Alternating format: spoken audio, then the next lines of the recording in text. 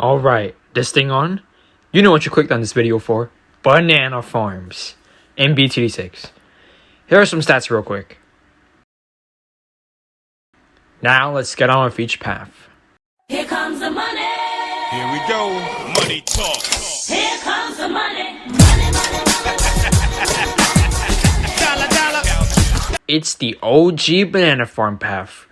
Been making us so rich since 2009. So put down that farmer and overclock and let's get into it. First two upgrades are nothing notable, but you should always have these upgrades on your first few farms before making anything else. Banana plantation is also nothing notable. Hell, it gets outclassed by the goddamn cheaper bottom path marketplace. Mainly a stepping stone to our BRF more than anything else. Now for some real shit. The Banana Research Facility. If you need tons of money, this is the way. With now spitting out more valuable, but less numerous, crates. Obviously always go middle path. And buff the hell out of these things. Monkey City, overclocks, fertilizer, whatever. But there's still one more banana farm to rule them all. The Banana Central. If you like money, this is it. And you know what they say? You're gonna spend money to make money. Costing around 100k, give or take 20,000 given the mode. It is a hell of a save up. But you'll probably have an industry of BRFs already, and this makes them even better with a 25% boost to all BRFs. Plus it makes tons of money, of course. 7,500 round. Bring out the Ultra Boost for this one. It can go all the way up to 27.5k a round.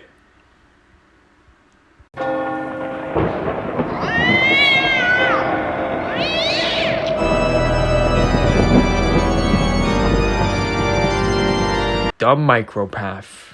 We don't talk about this one. Sure, it's technically more efficient, but you've got to press, I don't know, an extra 2 buttons, so it's not worth it. P.S. This is a joke, we are just lazy. Anyway, the first upgrade is useless, don't even debate.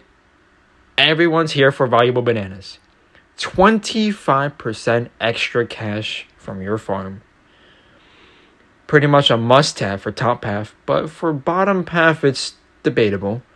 You need the MK, something about selling, I'd say tier 4 and higher bottom path farms.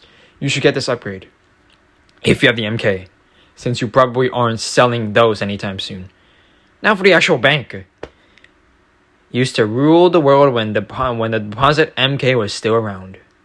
Again, still technically the most efficient, so go for it if you want. And there's a bank buff too. That's all to say.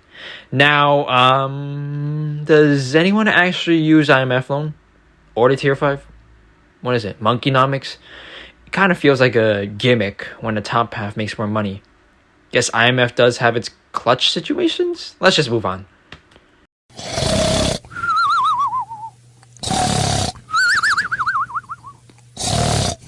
The good old lazy path. Kind of funny when you learn that it's super efficient in the short run. Like I said earlier, you should probably go middle path if you're going for a tier 4 or higher. Extra money and all that. Let's get on with it. The first upgrade is super shit. I mean seriously, higher collection radius. It's also the cross path for the ultra lazy, since it auto collects bananas. Next upgrade is pretty good.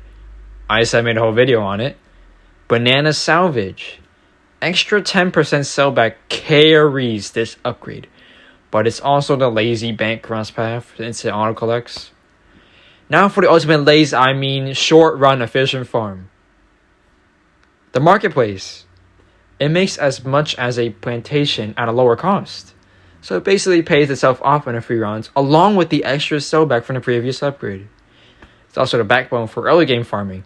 So always go top path unless you're keeping a farm for the long run. Next to the Central Market. It's completely overshadowed by top path BRFs. Sounds familiar. So, just get it if you're boat farming. Now for the champion of lazy farms. The Monkey Wall Street. It makes 4,000 more than the Central Market.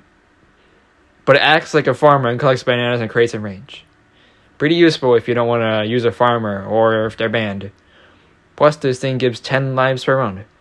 If only I could have used this thing in the Lich Blues Monkey City Tower run. Hold on a minute. Something feels missing.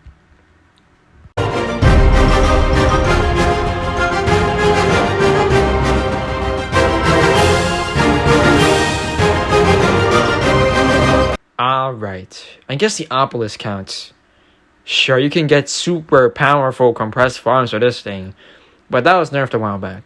Instead, mainly for boss battles, we sacrifice the bare minimum of a base 0/0 farm and get the Monkeyopolis.